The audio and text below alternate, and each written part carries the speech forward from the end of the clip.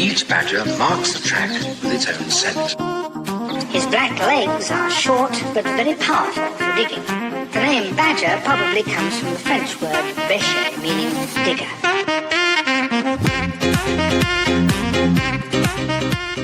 And hello. Very warm welcome to another edition of the Cricket Badger podcast. Thanks initially to the sponsors of the podcast at the moment, seatfrog.com. You can get cheap train tickets. You can get upgrades to first class. You can get all kinds of things with seatfrog.com. So download their app and get shopping for your train tickets. But I'm delighted to say, welcome back to the Cricket Badger podcast, Jarrod Kimber. I was trying to remember when we last had you on, Jarrod, or when I always say when I last had you on. I can't remember. It's a while ago, isn't it? Yeah, I was trying to think that as well. To be honest, mate, I think I was on 8 podcasts yesterday. So trying to remember the last time I was on anyone's is probably beyond me at this stage. But yeah, it's been a while. I think it might have been during lockdown, because I did a lot during lockdown because there wasn't anything else to do. So it might have been then. But anyway, we've got you back on today because you've got a new book out, The Art of Batting. I was just telling you prior to pressing record. There it is. Look at them, the ultimate pro, holding it up to the camera. You sent me a copy of it, and I've just not had time to read it because I've been doing other stuff because I'm going on holiday at the weekend.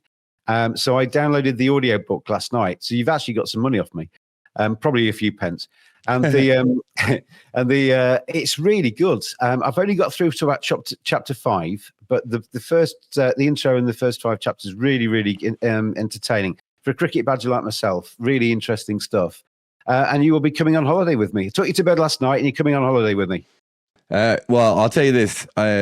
I will replace your internal monologue for about 10 hours and 19 minutes, I think it is, or something along those lines. I'll tell you this for everyone who is going to get the audiobook already has it. The good news is that we didn't read out the actual list at the end because I think that might have got a little bit number wangy. And at last minute, Bloomsbury contacted us and said, "Do you want to do that?" And I went, no one wants to hear. I've just done 10 hours of reading the book to them. They could work out what the order is from the book. Absolutely. But it's really good. And you start off by kind of setting the scene about how batting's changed down the years and, pitches and equipment and all that kind of thing. And the sport is literally unrecognizable from the early parts of cricket, isn't it? Yeah, I remember a couple of years ago, I can't remember who it was, but it was a professional cricketer who went to the Lord's Museum and they saw the first bat and they were, posting a video of it, go, "What is this?" And I don't think people understand that the sport that we now like has gone through these incredible transformations, right? And so the original cricket bats looked like hockey sticks, and there's a reason for that. The ball was run along the ground. It made more sense to have something like a hockey stick than a cricket bat.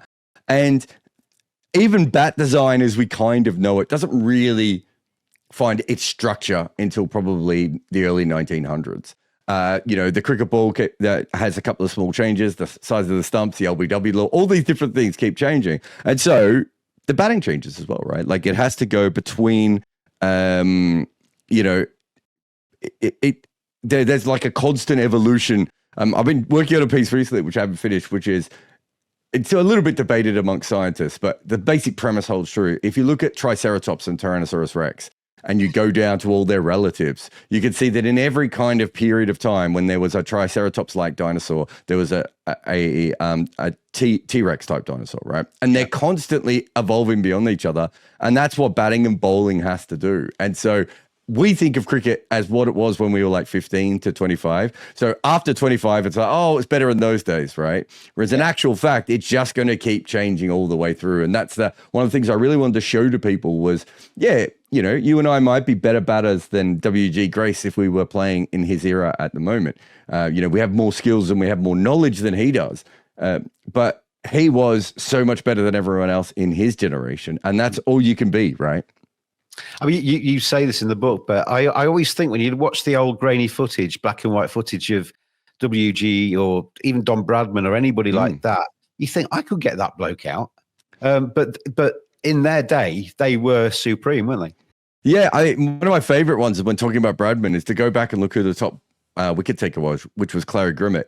Clary Grimmett doesn't look slow for now. He looked slow for 40 years ago.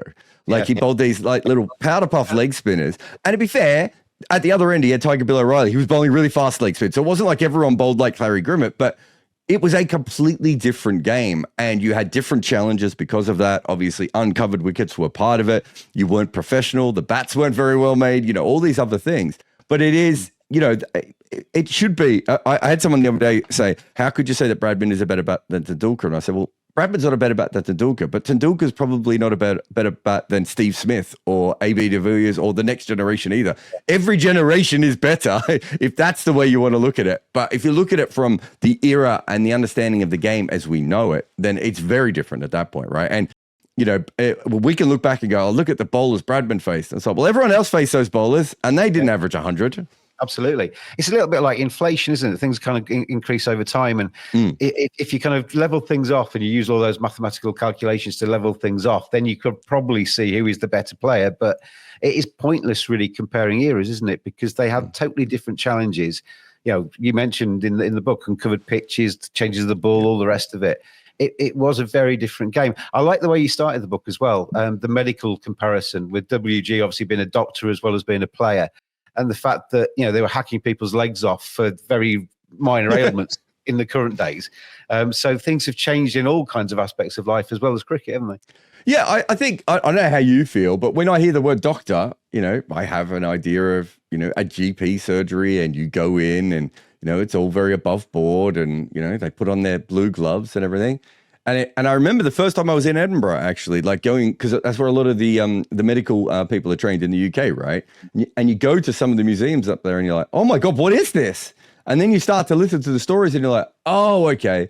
And then from that, I sort of went, well, wait a minute. W.G. Grace is a doctor, but also, and no disrespect here at all to posh people, but my chances are he probably was pushed through university a little bit because he spent most of his time playing cricket, is my guess. So I'm not sure how much he studied, but he ends up being a doctor. He then doesn't really become a doctor until his 30s. So it's not like he's steeped in medical practitioner guidelines or anything. And then he's probably only doing it mostly during the winter. So think about that, James. If you went in to see him, right, in the 1880s to his surgery, it must have been horrendous, right? And is he the sort of person who would have listened to you? No, of course not. As you said, he's the sort of person where you're just like, look, my toe is tingling. He's like, we've got to take the leg off. Tingling toe, we're going to take the leg off, right? Like but from that medicine, we have what we have today, which is, micro robotic brain surgeries, right? Like it had to start somewhere. And that's what I was trying to show people, that batting started there to get to A.B. de Villiers and Steve Smith and Virat Kohli and Sachin Tendulkar and all those other players. Like it had to start at that very, very rudimentary style of, if you look at W.G. Grace, and we don't have much video of him, he doesn't really look like an elite sportsman. I know he's in his 40s and 50s by the time the camera's there, but even so, if I gave a bat to, a 50-year-old test player now and I threw the ball down at them, they'd look a lot more poetic than what W.G. Grace was. And he was still playing professionally at that point when they were filming him. So you understand that, okay, so he set the building blocks, and then from there is how we've got to the game where it is at the moment. It's effectively the evolution, kind of like a bit of a dissection of batting down the years and where it's got and how it's evolved and all the rest of it. But from what I gathered from what you said in the book, it started out as being your hunt for the top 50 players of batters of all time, but it kind of developed in your head and on the page as well. Yeah, I had this idea a few years ago of like a podcast series of, can you sort of come up with the idea of who the best batters of all time, and then sort of maybe not even come up with the list, but come up with the metrics. So Cricket Web had one. I think Wisden have had a few attempts at it over the years. Maybe Sports Star in India was another one. There's a few places who've given it a decent go. Yeah. But it was always a bit, this is their batting average and this is their reputation. And so we're going to kind of put those two together and end up with a player over here. A bit like a top trumps card, when you got the sets of top trumps with all the different things in it, and some beat others and others didn't, and you try to work out better that way. And the Cricket Web one was probably my favorite that I found of all. Ted Dexter and Simon Hughes, a few other people have sort of have covered it as well. But the Cricket Web one I really liked, but it was clearly dominated by people who watched cricket in the 90s, like not having a go at Cricket Web, but that, maybe was their audience. And also, you have a lot of people who everyone was voting from a very, very subjective or biased position, right? Which is fine. And I was like, maybe there's a way of trying to do this where you just get beyond all that a little bit. And I was thinking about this idea for a while, and then I heard a basketball podcast called Thinking Basketball, and they were talking about, I think they'd already written their list, and then they were coming back to it 5 years later and explaining why they were moving people and the ranges and tiers and all this. And suddenly I went, that's what I want to do. I'm not actually as interested in that. And then the W.G. Grace chapter you talk about is the first chapter I sent Bloomsbury. So they've agreed to the book, but they wanted a test chapter, right? Now I've said I'm writing about the 50 greatest batters of all time, and you've read the W.G. Grace chapter. Imagine being sent that first, and they were like, so what is this book again? Like, what are you doing? And I said, just go with me. It's really more about batting, and then the list will be there at the end for those who want the list. And it was easier for me to write about batting knowing I had the list than it would have been without it. But we did talk about taking it out. We talked about, does the book need it anymore? Because the book is really about just a love letter to batting.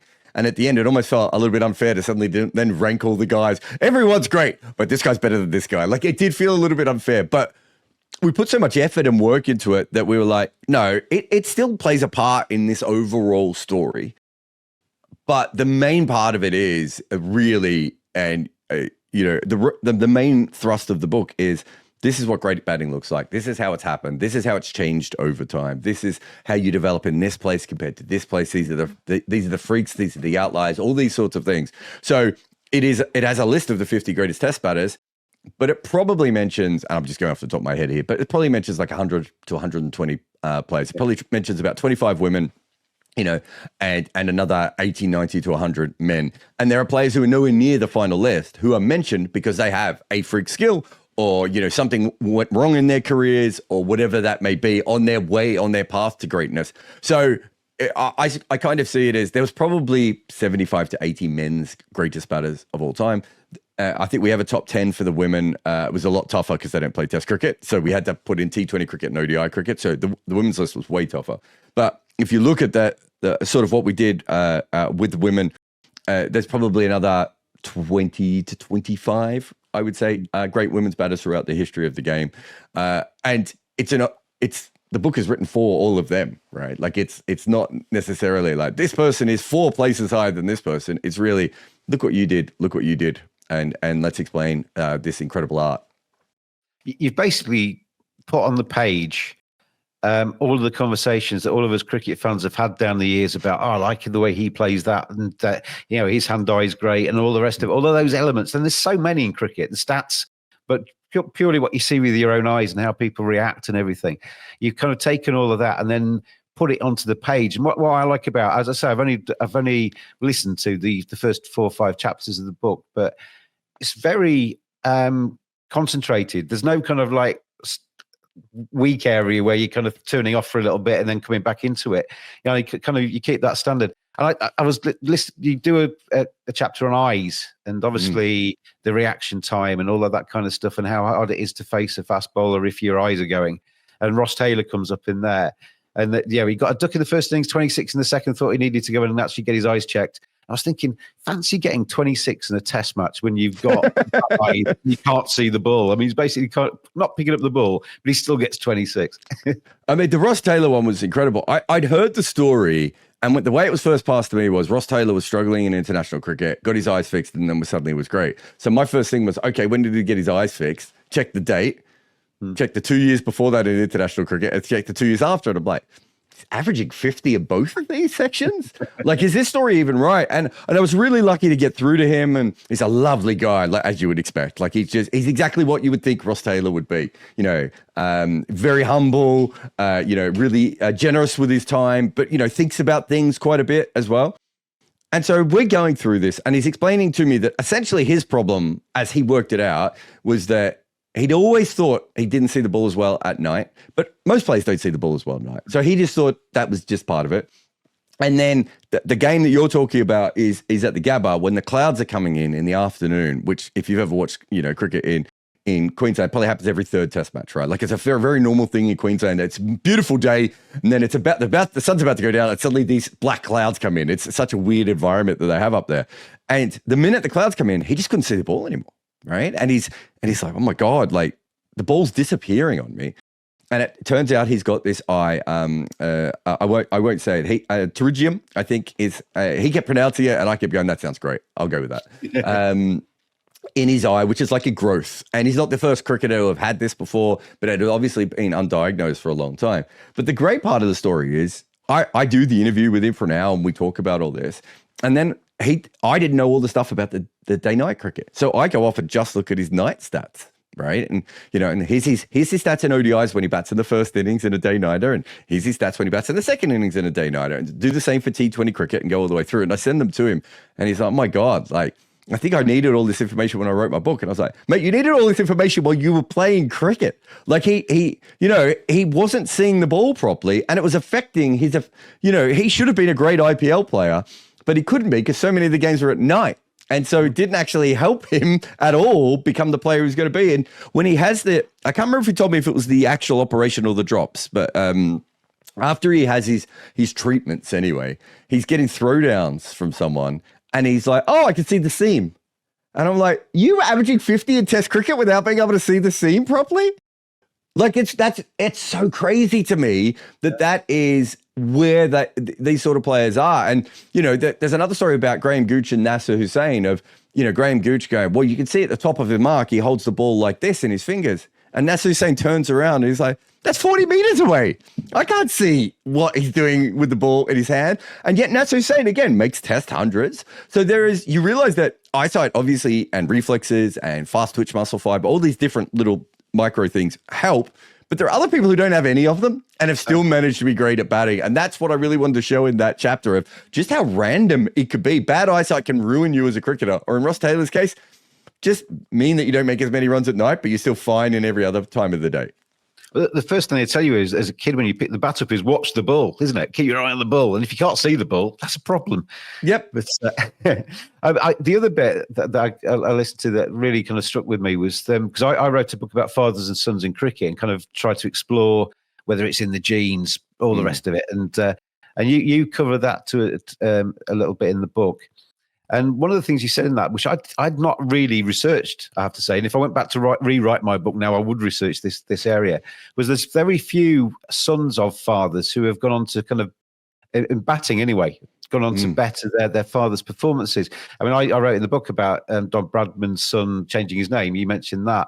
But really, in terms of, younger generations coming through and then bettering the father's stats, I mean, you can maybe think of Johnny Bairstow's probably bettered his dad's stats, but he's played more as a batter in his time. Stuart Broad's better than Chris Broad, but he's played as a bowler rather than a batter. Yeah.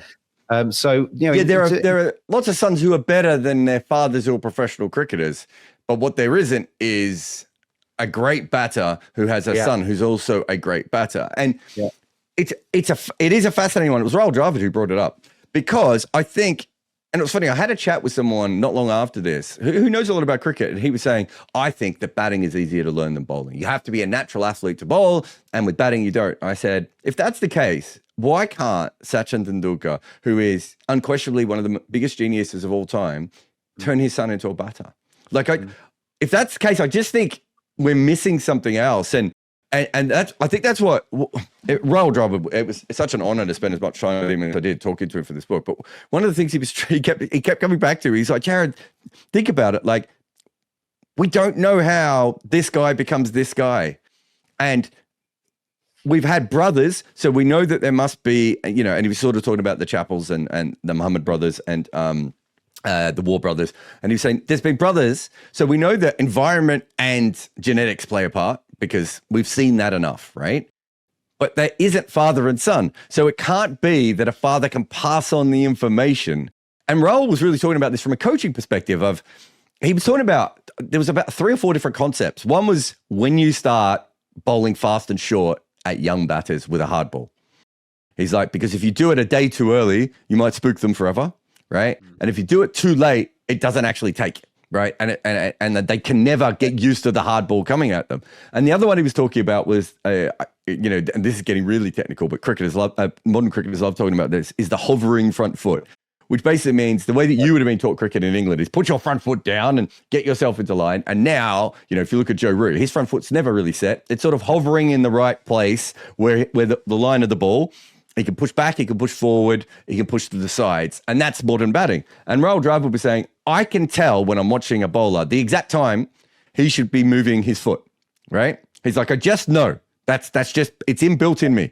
And he said, I don't know how to teach a single person how to do that. Yeah. And it's so subconscious that it's almost like if you try and teach them, you will only ever teach them to do it too early or too late. And so that's the sort of thing I think he was trying to get at with the father and son thing, which is there are little things that you can teach your kids, right? Like, we can teach our kids to bat back in the crease for one ball and forward in the crease the next ball, right? We can't teach them how to do that perfectly every time to upset the bowler and not upset yourself, right? Yeah. And it's little things like that is really hard. I had Toby Radford, the batting coach, on a few episodes ago, and he was talking about sitting at square leg, filming Ricky Ponting doing exactly what you just said about the hovering front foot. And basically for Toby, who is a batting geek, that was cricket porn for him. He just absolutely, that's a video he's treasured ever since. But it's hard, he said on the podcast, it's hard to then show that to somebody else and say, do that, because that is hard to do. Yeah, and I'm not a very good batter, and I've always been I'm more of a bowling all-rounder, but my shoulder's gone and I can't bowl with the way that I used to. So I'm actually learning how to be a batter for the first time, probably while writing this book, because in the old days I would come in and be like, I can get 30 or 15 here, and that's my job, and then I'll be off and I'll bowl my 8 to 10 overs and everything will be fine. And now I'm like, well, I have to bat for an ages because I might not be able to bowl at all in this game. And so I've got this issue where, for whatever reason, when I try and bat seriously, my hands just get way in front of my body. Right? I'm very good. I actually naturally have a bit of the hovering front foot more often than not, but my hands just take off. And it's like, I know it's happening, right? But I can't stop it until after the ball has happened and I've made the mistake. And it's like those little micro things. And, we talk about things like flow state and, being in rhythm and whatever phrase you want. I think it was Ed Cowan who once said, you kind of want to be really smart as a batter or really stupid. And the people who are kind of in the middle are the ones who get the most confused, right? Because if you're really smart, you're like, okay, I saw I did this here. I can pull this back here and fine. And the people who are really stupid are just reacting, right? Yeah. They're just reacting to what is coming to them. Everyone in the middle has, you've interviewed so many counter cricketers, you know what it's talking about. They've all got their theories, right? And so, well, if your theories actually were working, you'd probably be playing in Test cricket. Like, they're not working, but they're a crutch, and they're what you have to have because, as you said, as Toby said, these things are uncoachable. It's so natural. That it's so ingrained in your brain elasticity, and it's very hard to sort of move that to someone else. Absolutely, it's fascinating thinking about it. I mean, I can think about when I was a kid trying to be Jeff Boycott or whatever, and I was really constrained by technique because I was thinking I want to be the perfect technical player. And that takes away so much instinct and takes away so much just kind of free thinking. And I used to see people come in down the other end as kids who just swung across the line and got a quick 18. And I was thinking that takes me an hour to get that. And it is every player is different, but the kind of the game is the same. It's a very simple game, but it's a very complicated game. It's a really complex thing, cricket, isn't it? So you said before, watch the ball, right? And I remember talking to Matt Pryor about this once, and I said, watch the ball. What are we talking about? And Matt Pryor is like, what I try and do in my head is I try and draw like a rectangle, like a TV around where the ball is. And I zoom in to that section and everything else sort of blurs around. And I'm like, yeah, that makes sense. And then the next time I went out and played, I did that. And this guy's like wobbling his hand around everywhere, right? And then there's that bit, if you think about it, with some bowlers, they sort of cock their wrist down. The ball disappears. Then you've got the wind up, the ball disappears. So I'm like, would I not be better off looking roughly where the ball is going to come out? So I'm now I'm in this lost thing of, should I be watching the ball all the way in? Or actually, should I be looking above their right arm, right? And waiting for the ball to come from that area. And again, I think that's what we're talking about. And, you read the chapter on eyes. I talked to a scientist who is a specialist in sport and athletes' eyes, right? And she's trying to train them on where to look. And it's like, watch the ball. Okay, so she's trying to train them to do all those sorts of mechanics. But then the next thing that you learn is once it's over about 80 miles an hour, but even over 75 miles an hour, no human can actually track a cricket ball. It's moving too fast. So watch the ball doesn't mean anything at that point. What you're actually doing is you're watching the first 3 meters of the ball, and then you're guessing where it's going to bounce, and you're looking at where it's going to bounce, and then you're playing it off the pitch from there. And that's why when you see a batter kind of taking guard, and they check where the good length is and where they're expecting the ball. You see their eyes go down, and then they look up at the, because they're kind of getting ready for the ball to pitch where they think it's going to pitch. Gives them a bit of a head start potentially, doesn't it? But yeah, absolutely fascinating. The art of batting. The art of batting is something I've never mastered. Anyway, thank you very much to Seat Frog. We're going to play a quick advert for them. Back with Jarrod in just a second. We all want to be.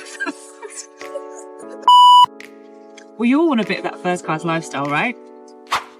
Well, with Seafrog, you can travel first class on trains for a lot less.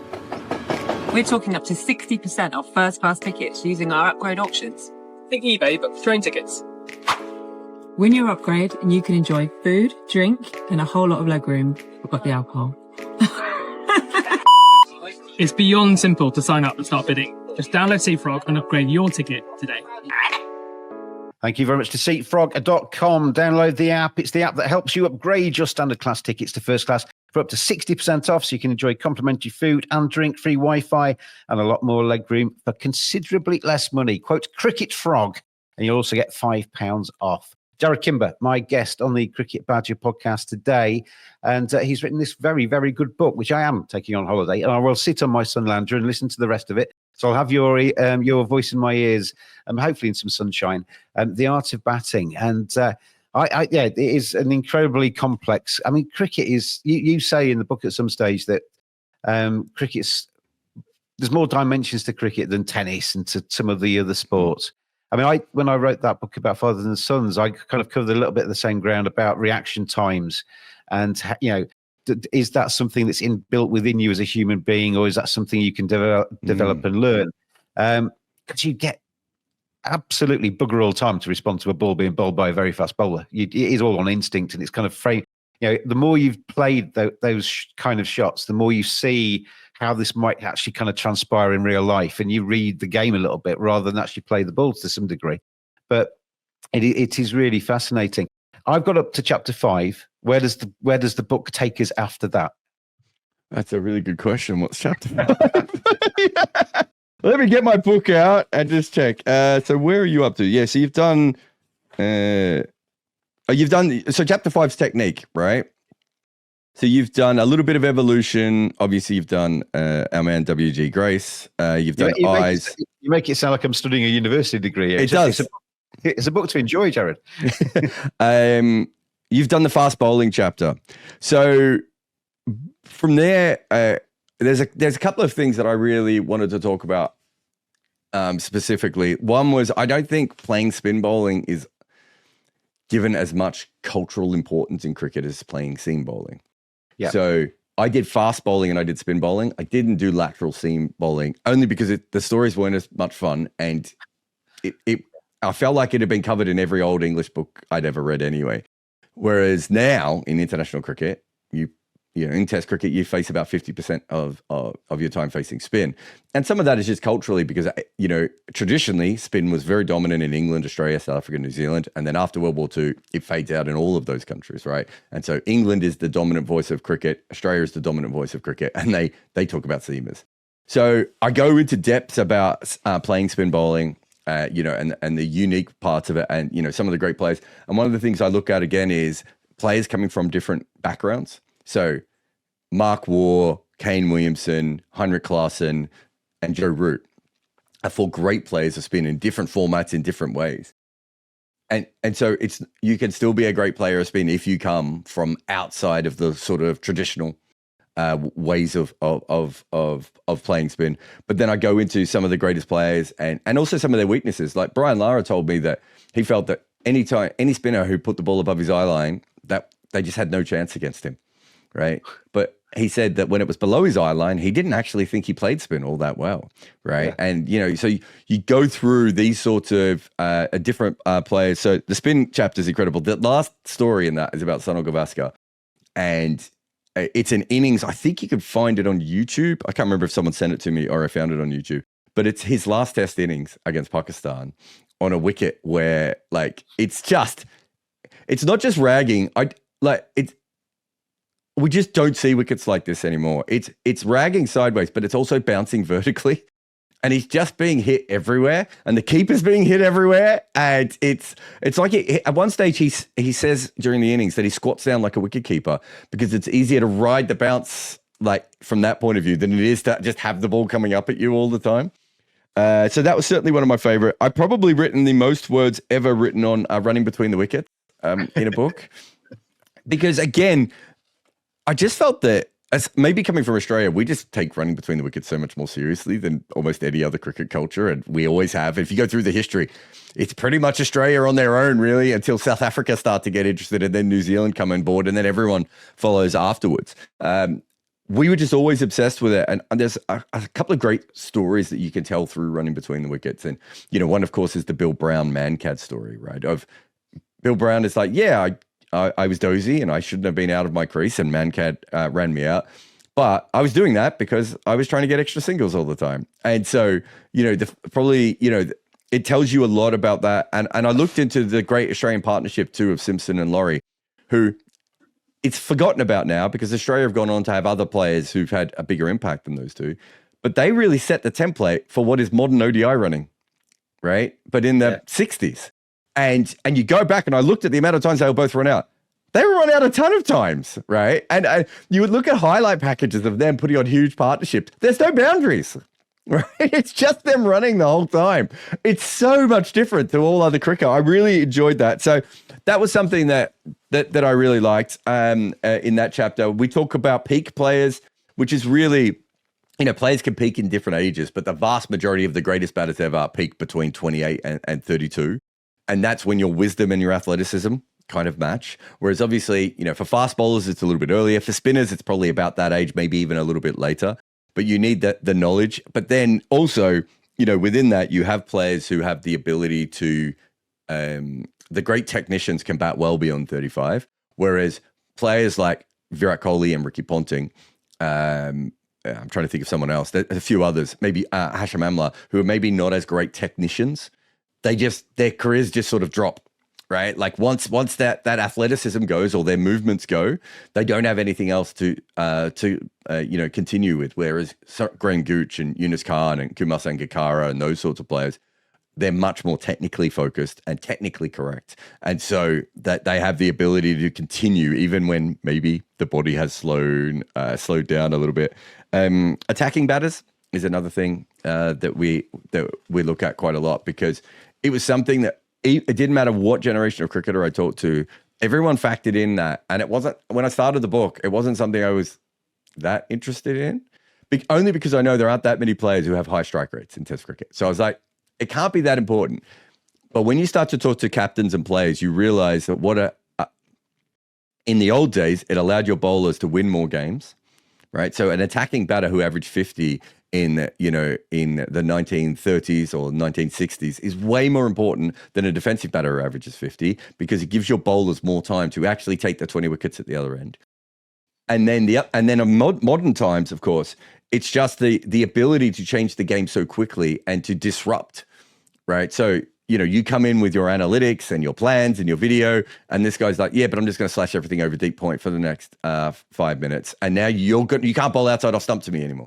So that was another one that it allowed me to look at things like Kevin Peterson's impact beyond just his normal numbers, because we all know that Kevin Peterson's big thing was the ability to change a game by taking incredible risks, allowed England to be in better positions at certain times. I used to think that with Adam Gilchrist for Australia. When England, obviously he's an Englishman, you're an Aussie, but there's an Englishman watching England. Success was very few and far between. But whenever England got Australia at 103 for 5, and you start to think, maybe this is the day. This is the day. It's going to be fantastic. England are going to actually have a day against Australia where we're proud of them. And by tea time, Adam Gilchrist was 130 odd not out or something, and the whole thing had been wrestled back, and he just counterpunched and made such a difference in a test match. And it was different to any other keeper batter that we'd ever really seen, because he came out and took it back at the England bowlers, had some support from the tail end, and by the end of the play, Australia pretty much won the test again. But the players like that really do make a difference. I mean, we see that's where Bazball, I guess the kind of the logic behind Bazball is that, right, we're going to play fast, we're going to go at you, we're going to try and win this. And I mean, you mentioned kind of giving yourself enough time to take wickets, but kind of one of the criticisms of Bazball, it gives the bowlers less time to recover, doesn't it? Because you're 400 all out, but you're 400 all out in sort of 70 overs. That doesn't give them that, doesn't even give them the day off. It's really fascinating. The more I sort of wrote this book, the more I realized that batting really fast helps and batting really slow helps. Yeah. Batting in the middle doesn't really change anything all that much. But if you bat really slow, you almost want do you remember when England had that top order, which was Trott, Strauss, Cook? Then they had Bell at 4, KP at 5, Pryor at 6, and I don't know, Freddie or whoever it was, I'm trying to remember the full sort of lineup.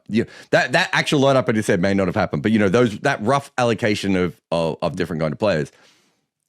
There's a lot of sense in that if you think about it, because you have the England. Collingwood was in there as well, wasn't he, at times? Collingwood would have been there at times. Yeah, more that sort of later generation when Trott comes in than Collingwood. But yeah, that whole period. If you think about it, what England, and this is what England were trying to do. They were trying to moneyball batting, right? They were trying to tire out the bowlers as long as possible, get that ball tired, and then when everyone was tired and had been out in the field for a while, then you unleash KP. Bell can play his strokes. Pryor can make his quick 60 odd, right? Maybe Freddie can come in and smash the ball around, and you'd be able to do that. That's a really, really good strategy to be able to do. But you also need that exact lineup available to you, and players of those skill sets of the level that all those guys had. And if you look at the greatest teams of all time, most of those teams have had an attacking opener. But again, are they a great team? And because they have really good players behind them in the order, they have the ability to have an attacking opener, right? Like if you're Sehwag or Hayden and you look down your batting order, there must be an element of, yeah, fine. Gordon Greenidge is like, yeah, I can attack. I've got Viv Richards at 3 and I've got Clive Lloyd at 5. And, some of those batting lineups were absolutely stacked. And so there is a sort of a freedom around that. But as you said, Bazball sometimes has taken it too far the other way, right? And so I almost think with opening batters, you almost want them to be 30 off 100 balls, right? Or like 100 off 30 balls. And the middle ground maybe is not as important or as impactful. But if you can do one of those two things, you're setting up the rest of the innings. But that's almost like the perfect opening partnership, that, isn't it? One of each. One guy that's cavalier at one end, the other guy that's going to be solid and he's going to be there all day at the other. And so you have those sorts of patterns that you're looking for. And so attacking can be really handy. It's interesting. When I looked at the top attacking openers, so I'm just going off the top of my head here, but you would have obviously Stackpole, Fredericks, and Srikanth would be the ones who didn't quite make it at Test level, but were didn't quite become great players, but all had those instincts within their game. Yeah. Then you have that sort of the other generation of Greenidge, Sehwag, Hayden, and Warner. And what's fascinating is Greenidge is the only one in that list who really like the ball moving sideways. So if you have a great attacking opener, you kind of do need you do need an Alistair Cook type player or a Jeffrey Boycott or a Sunil Gavaskar at the other end to mitigate that, right? And to allow for the fact that this other guy is going to go a little bit harder. But if the ball's nipping around a little bit, you still need that, that kind of partnership. So Langer and Hayden probably makes more sense than Crawley and Duckett, right? Yeah. Yeah. I've said many times on this podcast that Zach Crawley doesn't make a lot of sense to me. No, anyway. I mean, I'm not saying on talent there. I'm not comparing them on talent. I just mean as a pairing, like you can make that. But yeah, I couldn't resist the temptation. It is fair to say that those two players are also a little bit better than the other two players. I mean, one of the things that kind of exaggerates, I guess, what you've just said in Test cricket is the ODI or T20 format, where you see batting lineups really are. You want your number in a T20, say you want your 6s and 7s to be finishers. You want your top order to be guys that can maximise their time in the power play, and then your middle order maybe come out and play a bit more sensibly potentially in those middle. But it can go horribly wrong that, because if you lose a shed load of wickets early, then you're relying on your power hitters further down the order to try and bat you all the way through, aren't you? And I've always thought that with India, you sometimes see their number sort of 7, 8, 9 aren't particularly amazing. They're in there for the bowling predominantly. So if they lose a load of wickets early, which they very rarely do, but if they do, then they're in a bit of trouble and they have to spend ages trying to and bring it all back. So that's stacking the batting order with either attacking or defensive players at various stages. if it's working really well. If it goes horribly wrong, it can go horribly wrong quite quickly. Yeah, and also that's why I brought up the England batting lineup from before. I think those were probably their 6th or 7th best batting options at any stage. Like Flintoff is maybe a little bit separate to that when he was around, but basically that was their 6th or 7th best batting options available to them. Once you try and go, oh, we need an attacking opener, that's when you end up with Alex Hales, right? Yeah. Or Jason Roy. Like you actually need to understand that there is no one way of doing it, and that there is no one way of also coaching a player how to bat. So to go back to your story before about fathers and sons and, and different kinds of batting. So my son is a really upright kid. I don't know how to explain it any more than that, but he's quite an upright kid. And when he has to lunge forward and play like a cover drive, if he moves his foot too forward, he just loses his control, right? And so the players I've been showing him are Amler and KP. Yeah. Right? Well, KP always bangs on about his head going towards the ball rather than his feet, doesn't he? Which is also what I try and train the younger kids when we come through as well. But with my son, it's even more notable that the minute he steps too far, right? If he steps what you would think would be a traditional amount, he's completely lost. So all I'm saying to him is you have hand-eye coordination, lean with your head, everything else. So within that, you're looking at that kind of batter to work out where he works. And that was another thing that, we talked about a lot of, like Jimmy Adams brought this up with Shivnarine Chandrapal. He's like, he did have a gear where he could smash the ball. I've seen it. It's happened in a test match before. Like he has that ability to do it. But that wasn't how he liked to play cricket. And it wasn't how him and his dad had trained him to play cricket. And so you have to understand that in that situation, you might have a number 5 who is more defensive oriented. That's where he's going to bat in the order. That's how he's going to go about it. And so you need to understand, okay, so that West Indies side is going to be structured very differently to that England side. It doesn't mean that one is right and one is wrong, right? What it means is that you have to understand who the talent is and how they work. And, I think there are small things you can upgrade, right? All the way through in your batting. But the kind of batter that you are naturally is essentially 80% to, well, actually not even 80, probably 97% of the time what you're going to end up. Occasionally we'll get like who was the England opener a couple of years ago? Was it Alex Lees, who started attacking, went defensive, and then England tried to make him attacking again? It does happen occasionally, right? That kind of thing. Steve Waugh would be another version of that. But generally, the player you are at 15, 16 is the player you are at 28, 29 when you're at international level. So then it's just about the micro things that you can get better with. Yeah. You mentioned Chanderpool there, and the Derbyshire lads once told me he just rocked up and asked for the bowling machine to be about like 96, 100, swinging like a banana because he just wanted to practice against that.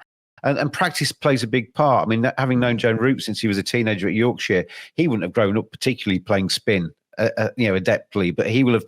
What people don't see is they see him walking out there doing his stuff and then walking off again. They don't see the hours of practice against spin bowling to get him to where he is now. So practice does really make a big thing, does it? Because you get used to the speeds of the balls, and you get used to how to actually play that and react to that. But you also get used to the different types of bowling as well. Yeah, Joe Root's a perfect example of how dumb luck can help you. So he played for Sheffield Reigate. Is that the team? Sheffield Collegiate. Sheffield Collegiate. Oh, so close. And they had a pitch that spun in Yorkshire, which wasn't very common. And then they had Moeen Khan's brother was their coach. So they had a Pakistani international player as their coach. So Joe Root ends up in a situation, right, where he has incredible, background. Neil DaCosta being Michael Clark's coach at a young age, right? So sometimes you could, Heinrich Klaassen learning how to curate pitches and having his friends say, all the pitches of seam bowlers, can you make some for spinners for us? So then his friends just kept bowling to him on the wickets that he was doctoring for spin. Like, you could just have these random things happen. And as you said, then it's the practice and getting good at all these things. We've seen, I can think of 2 players off the top of my head, Damien Martin and Mike Hussey, both grew up in Western Australia and ended up being really good players in Asia, right? Like, that is something that probably would never have come natural to them. And Virat Kohli is someone who grew up in Delhi and is one of the best players of high pace that we've ever had in cricket. Like, some of that is natural and some of that is dumb luck. In fact, in Kohli's case and Dravid's case, they both grew up in an area where there was lots of not AstroTurf, matting wickets, but also you can grow up on matting wickets. You still need the fast bowlers. One of them had Javagal Srinath and the other one had Ishant Sharma growing up with them. So they were both used to facing fast bowlers who could get the ball up right? And they had to do that, right? There's a reason why Australian batters are better against the short ball in general than other players. It's because you play on AstroTurf, and the minute you get on AstroTurf, you get onto hard wickets, and the ball just keeps bouncing at you. Yeah, different.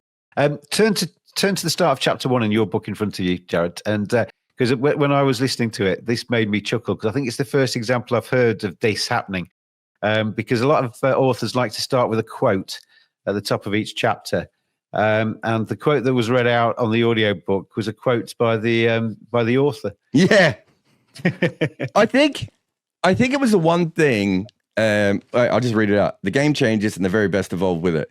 I think what happened was we were taking quotes from once we decided to take a quote from every chapter and put it in as the subheading, right? That one didn't really have anything. And one of the reasons was it's actually very hard for a top player to kind of see the evolution happening. I've talked to players so much about this, and I'll be like, oh, but when you started your career, this was happening. And by the end of your career, this was happening. And in my mind, it's like a switch has changed, right? But that's not what happens, right? Like, think about the wobble ball. If you were playing cricket in the early 2010s, and you played against Stuart Clark and Muhammad Asif, you would have seen this ball and you would have been like, oh, what's going on here? I can't play these guys. Why are these guys unplayable? 2014, 2015, Jimmy Anderson and Broad start to do it. And you're like, oh, okay, there's more of them now. I've got to come up with a bit of a plan for this. By 2018, almost every team in the world has someone who is a specialist wobble ball bowler. And by 2022, swing bowling is almost dead. Traditional seam is almost dead. It's just wobble ball everywhere, right? And in my mind, I'm like, okay, so in this period, this happened. But that's not what happens, right? These things happen marginally. And when you're trying to ask a player about that, they're like, oh, yeah, I suppose. Yeah, I kind of understand it. And you sometimes get huge moments of evolution, like KP and left arm finger spin and DRS, Shane Watson and the LBWs, right? Those are massive moments where their techniques were perfect. They were too old to probably change their careers, change their techniques. And then suddenly the game changes around them and they're like, what the hell? Right? And Virat Kohli is probably another one of recent times we've seen have the same sort of thing happen. But generally what happens is if you're a great batter, you just keep nudging away and changing it and whatever. And sometimes you don't notice the changes. Like I remember talking to a batter who was, I don't know, about 29, 30, an international player. And I was like, what is it like to be to face the wobble ball all the time? And he's like, oh, I don't think the wobble ball's bowled all that much. I think you talk, and there was a bowler next to us who was like, no, everyone's bowling the wobble ball, mate. Right? Like he hadn't noticed because it wasn't even part of his evolution. Do you know what I mean? But what would have happened is he probably had gone from batting on leg stump to middle stump, or from middle stump to off stump at one stage, because he was probably going out LBW more. He just didn't know that's what it was.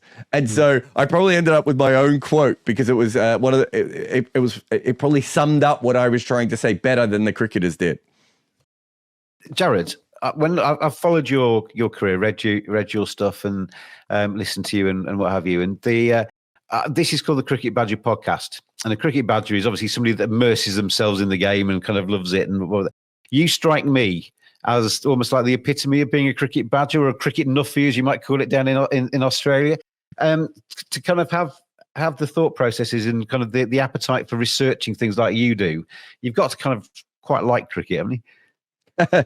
Yeah, I mean, I came from more your side, right? Like, I'm not a trained journalist. I was a trained documentary maker, so I have some skills of a journalist. But I came from just the fan side of, I kind of always felt, and it was funny, you said this about the book before, that, I put to the paper the way that everyone talks about cricket.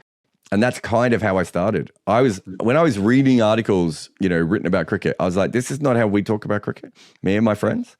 And I just felt there was something missing. And so that's kind of what my career has been. Whether, it might have changed the mediums at times. There's writing, there's, podcasting, there's commentary, films, all sorts of things that I've done. But it's kind of always trying to come from that same area. And, I was obsessed from cricket from a very young age. There's a story about Charles Darwin, where Charles Darwin's son goes next door to the neighbor's house and says to the neighbor, where does your dad keep his barnacles? Right. And I kind of come from a similar kind of family in that it wasn't until I was pretty old that I realized that not everyone was going to the local cricket club every Saturday, or in our family's case, every Tuesday, Thursday, Saturday, Sunday. right? Like I didn't realize that wasn't a normal thing for humans to do. And so because of that, I did sort of develop differently. And obviously it's within me, but it was part of my family's culture as well. And, you know, there have probably been some times in my life when cricket has been more distant for various reasons. And when I came back to it, I think I came back to it just as hard as I fell for it when I was when I was a kid. And it's an unknowable game, right? Like, Yeah. we will never know everything that we need to know. I've got a friend who I won't bang him out, but he works in the media and he hates analysts, and he's always going, "You analysts, you're trying to conquer the game." I'm like, no, we know it's unconquerable. We're the ones actually looking at how unconquerable this game is. What we're trying to do is stay 3 minutes ahead of the game. And I heard a comedian talking about science the other day, and somebody had said to him, "Our science doesn't know everything," and his response was something along the lines of, "Well, if science did, then science would stop, wouldn't it?" That's why science carries on, because there's more things to discover.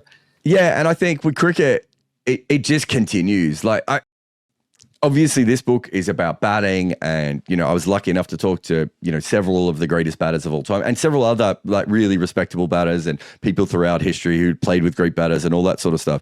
But also, I did a piece recently about Saudi Arabia and cricket and what the future of cricket there is, and how the Olympics and the future of cricket are weirdly linked together. And, there's all these different pieces, age fraud. I did a piece about age fraud. Like, I remember Jonathan Liu talking to me once, and he was like, sometimes I want to stop writing about sport, because I feel like when I'm writing about sport, it's not taken very seriously. And he said, but on the other side, because I write about sport, I can write about every other issue in humanity, because they all end up bumping into sport, right? And I feel the same way with cricket. It just keeps going. Like, recently I had to find out about trans rights. Like, I didn't know as much about the science of it as I needed to be able to do a big piece. And I was interviewing Danny McGahey, the first player who was effectively banned by the ICC for being trans. And I had to learn all about that, right? Like, and I've had to learn about drugs, corruption, organized crime, like all these random things, global governance, right? Like, oh my God, I've spent a lot of time working out about that. I've had to research Interpol. I've had to research the CIA. I've had to research, how AIDS packages work, right? To various countries through cricket. And so I learn about the world through cricket, but also there's not a day where I don't enjoy watching cricket. Like it's fascinating to me. Yesterday, I was doing a bunch of stuff, running around all day, doing podcasts and, doing interviews for the book and everything. And then 3 people message me and go, "Are you watching this game in Scotland?" Next thing you know, that's the next 40 minutes of my life gone, right? Like it was absolutely captivating. For those who don't know, Nepal had 1 ball left. They needed 1 run with 1 wicket in hand. They got run out and it was a wide. I mean, the whole game was absolutely bonkers. These things happen all the time in cricket. Yeah. And so it's always funny. It's always entertaining. It's always educational. I just think it's one of the most fascinating things that has ever been invented in sport. Yeah. As you say, kind of very much similarities, I think, amongst. I mean, I worked at Yorkshire Cricket for 4 years full time, and then 2 years as a freelancer as the media manager there.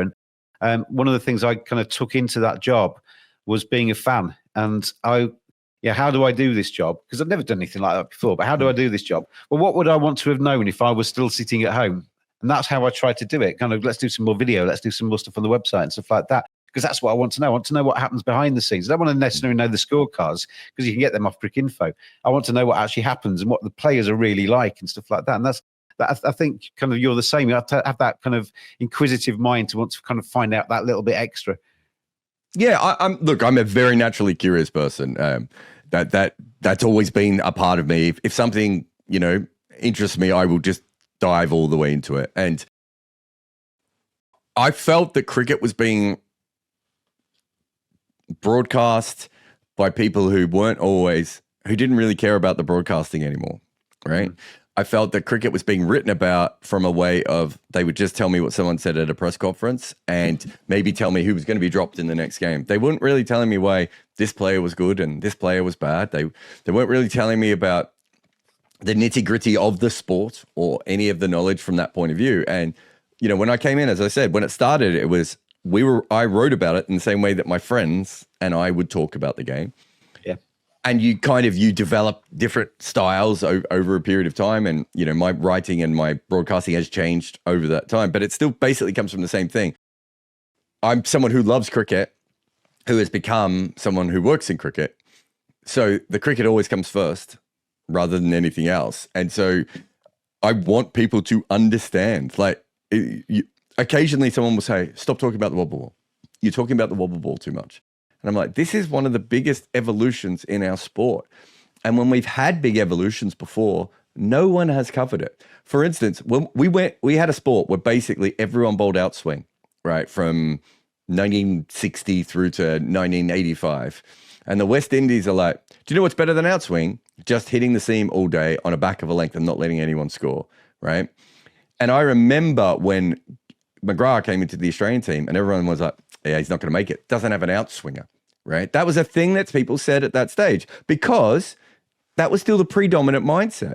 Yeah. And if you go back and you read about 80s cricket and 90s cricket, where can you find the great stuff about how we moved from bowling one style of bowling to another? It doesn't really exist. And if you go back through the history of the game, you'll notice that we kept missing all these things over and over again, right?